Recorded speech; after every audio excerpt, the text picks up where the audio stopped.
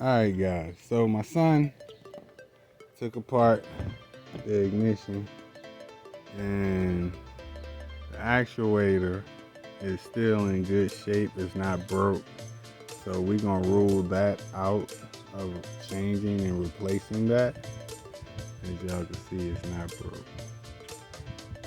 Not one bit. So we're not gonna change that.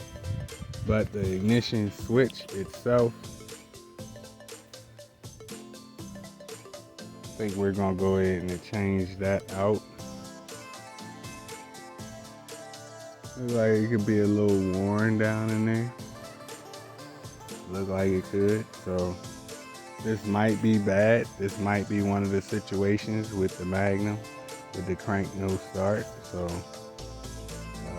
we're gonna order this part for the Magnum, and we're gonna go from there and see.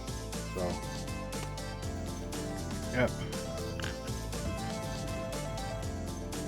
So let's say